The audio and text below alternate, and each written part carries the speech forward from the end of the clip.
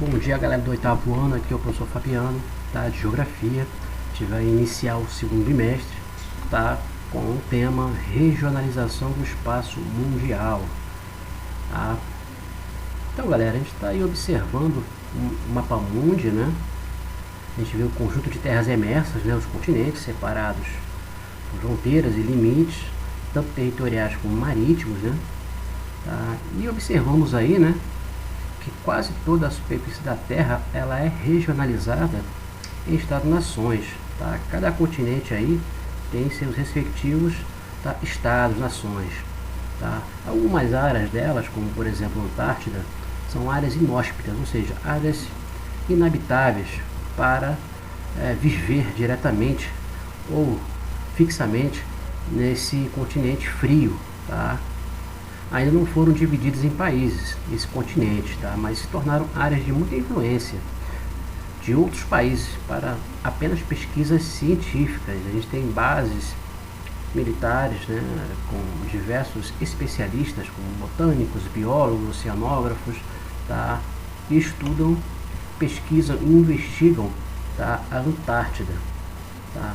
Essas áreas elas também despertam interesse em vários países do mundo, pela possibilidade de conter matérias-primas como jazidas de petróleo. Então é uma região muito rica, né, em petróleo, tá? Isso aumenta a cobiça e o poder territorial das grandes nações, mas tá, até o momento não se tem aí nenhum tipo de vestígio, tá, de exploração dos recursos naturais da Antártida, tá? Então é um continente que não é fragmentado, que não é separado, que não é regionalizado, tá? Não tem estados, nações, tá, países também nesse território, tá? Então é uma área, tá, inabitável e somente quem está lá são as bases militares para somente estudos científicos. Podemos dizer também, galera, que existem no mundo hoje aproximadamente 200 países, alguns extensos como o Canadá, a China, a Rússia, que é o maior de todos, os Estados Unidos da América e o Brasil. Então são os 5 maiores países do mundo, e outros pequenos, né, como o Uruguai, Portugal, Japão e Bélgica. E também temos o Vaticano, que é o menor país do mundo. E ainda os mais pequenos ainda, né? Como eu acabei de falar, Mônaco, Vaticano, Singapura, tá? Então, para a gente estudar o mundo, é comum regionalizar eles, né? Ou seja, dividi-los em regiões que tenham características importantes em comum. Para isso, é preciso estabelecer critérios pré-definidos para essa divisão. Tá? Então, regionalização a gente vai aprender que é dividir, é separar, agrupar alguns territórios, tá, através de alguns critérios de divisão, ok? E a palavra regionalização ela é derivada da palavra região. Na geografia, região é uma categoria que é uma área própria, específica, que apresenta características próprias, né, diferentes das outras regiões que estão ao seu redor. Então, a região do Brasil hoje, por exemplo, é 5 macro-regiões. A região norte é a maior e a menor é o sul. Então, a gente já vê um critério de extensão territorial, um critério natural de extensão territorial que diferencia a região norte como a maior e a sul como menor. O clima de cada região é diferente. Então, a regionalização é dividir, separar e agrupar certas áreas dentro do território através de alguns critérios pré-definidos. Mas afinal, o que é regionalizar na geografia? A regionalização é a divisão do espaço geográfico, com critérios previamente estabelecidos, em áreas menores que passam a ser chamadas de regiões. Cada região se diferencia das outras por apresentar particularidades próprias. Qualquer espaço pode ser regionalizado, isto é, redividido um país, uma outra região, um estado, até mesmo as cidades são divididas em regiões, bairros. Pode ser região administrativa, natural e etc. No plano global, o mundo também é dividido em regiões. Cada continente se constitui numa região. Então, isso vai de uma escala global para uma escala regional, né? A gente acabou de ver o mapa mundi, com os países, né? Com os Estados-nações. A gente viu as fragmentações dos continentes, tá? E dos continentes temos os países, dos países as regiões, das regiões os estados ou províncias, depois os bairros, os distritos, as vilas, tá? E daí por diante.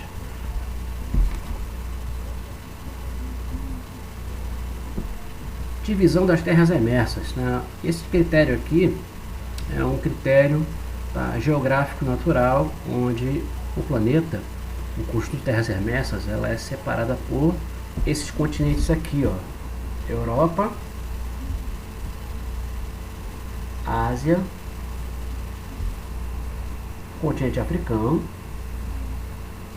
a América, a Oceania e a Antártida. Tá? O maior continente aí que a gente está vendo é o continente asiático, depois a América, depois a gente vê a África, tá?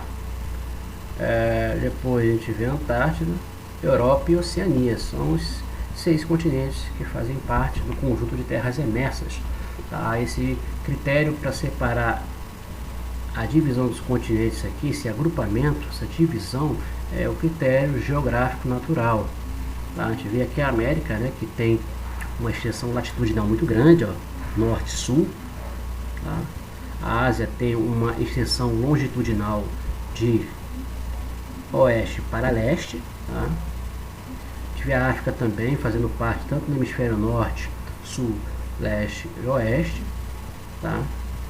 A gente vê a Oceania aqui fazendo parte do hemisfério sul e leste. Tá? Uma boa parte aqui. Temos a Antártida totalmente no hemisfério sul. E a Europa também no hemisfério leste e oeste. Tá? E no hemisfério norte.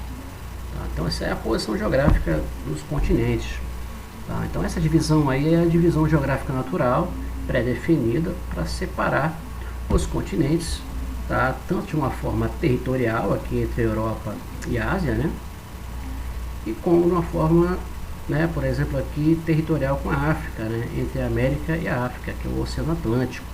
Tá? As divisões territoriais elas podem ser por terra ou por área oceânica. Essa é a divisão socioeconômica. Tá? É uma divisão aí que foi colocada no século XX, dividindo os países ricos, tá? E os países pobres em vermelho aqui, em roxo, tá? Países ricos e em vermelho os países pobres, tá? Após a Guerra Fria, né, houve a multipolaridade, tá? A nova ordem mundial. E isso ajudou na classificação dos países, tá, desenvolvidos do norte e emergentes e subdesenvolvidos, tá, do hemisfério sul. Tá? Essa linha aqui não é uma linha usual como a linha do Equador, né, que é uma linha reta. Ela tem uma forma de divisão somente socioeconômica. Tá? Essa linha aqui tá tortinha, né, com várias curvas, né? A linha reta, né, normal, com uma linha de Equador, ela divide de uma forma geográfica hemisfério norte e hemisfério sul. Tá? E essa divisão aqui socioeconômica, ela separa os países aí nas suas condições de índice de desenvolvimento humano, sendo super elevado, elevado, bom, ruim ou péssimo, né? Que vai de 0 a 10, o índice de desenvolvimento humano criado pela ONU. E também PIB, né, e o Produto Nacional Bruto, a riqueza dos países, né? Os países do norte têm uma riqueza maior, né? Detém aí a maior parte das riquezas mundiais. Essa desigualdade combinada se reproduz por meios desiguais, como a transferência de processos de trabalho mais banais para os países subdesenvolvidos e retendo para os países desenvolvidos os processos de trabalho mais sofisticados. Logo, o salário é menor nos países periféricos. Tá? A gente vê aí uma diferença muito grande em relação ao salário, em relação ao campo industrial, tecnológico, né? O poder tecnológico dos países desenvolvidos são muito maiores do que os países emergentes e principalmente os países subdesenvolvidos. Tá? E isso banaliza muito, tá, a maior classe social hoje, que é a pobre. Tá, gente? Então, quando você mede o poder econômico de um país, é através do sistema tecnológico. O sistema tecnológico acelera a produção na indústria, acelera a produção no campo, acelera a produtividade, elevando um maior número de produtos para o setor terciário, para o comércio. Tá? Os países subdesenvolvidos, os pobres, né, eles somente fornecem matérias-primas.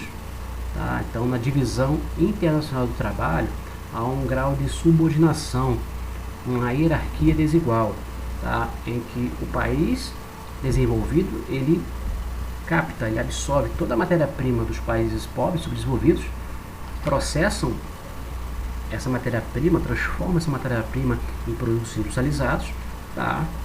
E se enriquecem cada vez mais. Tá? Então, os países subdesenvolvidos, eles somente são países agroexportadores de matéria-prima, enquanto os países desenvolvidos são países fortemente industriais. O campo tecnológico, os polos tecnológicos, né? As melhores universidades, tá? O setor terciário, o comércio, as multinacionais são muito, o setor agropecuário também, tá? É muito intenso. Tá? Então, nessa combinação, tá? Nessa divisão socioeconômica entre os países, tá? Do norte desenvolvidos e do sul subdesenvolvidos pobres, tá? Há uma desigualdade muito grande na distribuição de renda, de riquezas, de terras, tá? E isso é normal, tá? Infelizmente, no mundo globalizado, no sistema capitalista. Tá? Antes da Segunda Guerra Mundial, havia uma ordem mundial multipolar, tá? Representada pelo Reino Unido, França, Alemanha e Estados Unidos, Japão e Rússia. A Primeira Guerra Mundial, que durou de 1914 a 1918, e especialmente a Segunda Guerra Mundial, foram momentos de desequilíbrio nessa ordem multipolar. As potências europeias e o Japão saíram arrasados da disputa. Então, os Estados Unidos e a União Soviética passaram a dividir o mundo entre si. O mundo ingressou, então, numa ordem bipolar, que durou até 1991. Então, após esse conflito de Primeira e Segunda Guerra, tá? Claro, os Estados Unidos saíram vencedor, né? Dessas guerras aí, veio a ordem antiga, a antiga ordem mundial, que era o mundo bipolar, com a Guerra Fria. Tá? A União Soviética e os Estados Unidos estavam aliados durante a Segunda Guerra, né? Os países aliados, tá? Contra os países, tá? Do eixo, né? Que eram a Itália, o Japão e a Alemanha. Tá? Então, os países aliados, a antiga União Soviética, os Estados Unidos, a Inglaterra, a França também, tá? Elas venceram. Tá? Mas, após a Segunda Guerra, nasce duas grandes superpotências, que eram os Estados Unidos, continua sendo os Estados Unidos, mas e a União Soviética, que hoje não é mais a União Soviética, é a Rússia, a Federação Russa. Tá? E o mundo ali tornou-se bipolar, capitalismo de um lado, americano, e socialismo do outro, com a antiga União Soviética, que durou até 1991. E a União Soviética, ela se fragmentou em 89, né? Em 1989, o muro de Berlim, que dividia a Alemanha, caiu, né? Foi derrubado, tá? Ali foi um símbolo, né? Muito importante do socialismo na divisão da Alemanha, e aí, a partir dali, a antiga União Soviética se desintegrou e hoje não existe mais. Tá? Acabou a ordem bipolar, nasce a ordem multipolar. Os Estados Unidos, junto com seus países aliados, capitalistas, tá? Transformam, tá? A economia de mercado de uma forma muito intensa no mundo da globalização, na era da globalização capitalista, financeira e informacional. Aí tem um mapa sobre o mundo bipolar. Temos os países capitalistas em rosa, né? Brasil, toda a América, né? Exceto Cuba aqui, Nicarágua. Tá? Temos aqui a União Soviética, um país aí, o primeiro país a trabalhar o sistema socialista. Tá? A China, tá? A Argélia, países do norte da África também.